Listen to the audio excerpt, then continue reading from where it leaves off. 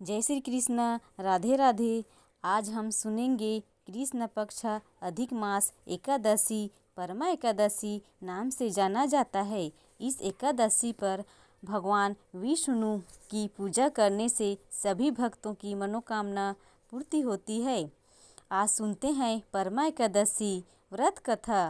बोले श्री विष्णु भगवान की जय। एकादशी विष्णु भगवान इस एकादशी को परमा एकादशी कहा जाता है। प्राचीन समय की बात है। एक नगर में सुमेधा नामक एक ब्राह्मण अपनी पत्नी पवित्रता के साथ रहता था। दोनों अत्यंत धार्मिक, सत्यवादी और भगवान विष्णु के परम भक्त थे, किंतु उनकी आर्थिक स्थिति बहुत दयनीय थी। घर में भोजन तक का अभाव रहता था। फिर भी वे कभी धर्म और भक्ति से के मार्ग से वंचित नहीं हुए हैं।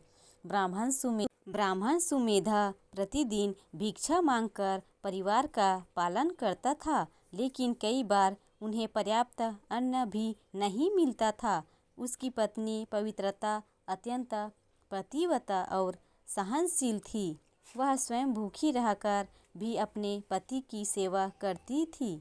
एक दिन सुमेधा ने अपनी पत्नी से कहा, मैं दूसरे नगर जाकर धन कमाने का प्रयास करता हूँ, क्योंकि यह हमारी गरीबी दूर करने होने का कोई उपाय दिखाई नहीं देता। यह सुनकर पवित्रता ने विनम्रता से कहा, स्वामी, मनुष्य को उसे पूर्व जन्म के कर्मों के अनुसार ही सुख दुख प्राप्त होते हैं। यदि भाग्य में धन होगा तो वह यहीं भी मिल जाएगा। आप मुझे छोड़कर कहीं मत जाइए।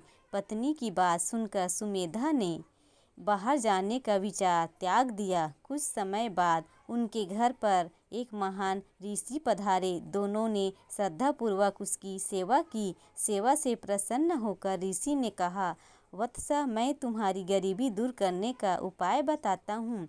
अधिक मास के कृष्ण पक्ष में आने वाली परमा एकादशी का व्रत अत्यंत पुण्यदायक है। जो श्रद्धा और भक्ति से इस व्रत को करता है, उसकी सभी मनोकामना पूर्ण होती है और भगवान विष्णु की कृपा होती है। ऋषि के उपदेश के अनुसार सुमेधा और पवित्रता ने परमा एकादशी का विधि पूर्वक व्रत किया। उन्होंने भगवान विष्णु का पूजन, भजन, कीर्तन और रात्रि जागरण किया। द्वादशी के दिन ब्राह्मणों को भोजन कराकर दान दिया और नियम पूर्वक पारण किया। परमा एकादशी के प्रभाव से शीघ्र ही उनके जीवन में सुख समृद्धि आने लगी। कुछ समय बाद एक राजकुमार वहां आया। उसने ब्राह्मण दंपति की भक्ति और सद्विचार से प्रभावित होकर उन्होंने रहने के लिए सुंदर घर तथा पर्याप्त धन संपत्ति प्रदान की। धीरे धीरे उनकी सारी दरिद्रता समाप्त हो गई और वे सुख पूर्वक जीवन बिताने लगे।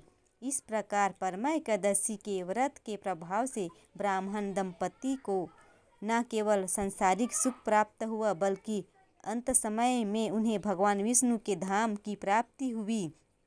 परमा एकादशी अधिक मास की सबसे महत्वपूर्ण एकादशियों में से एक मानी जाती है। इस दिन भगवान विष्णु की पूजा, व्रत, दान और जप करने से पापों का नाश होता है, दरिद्रता दूर होती है तथा जीवन में सुख, शांति और समृद्धि आती है। श्रद्धा और नियम पूर्वक बोलिए विष्णु भगवान की जय। माता लक्ष्मी की जय।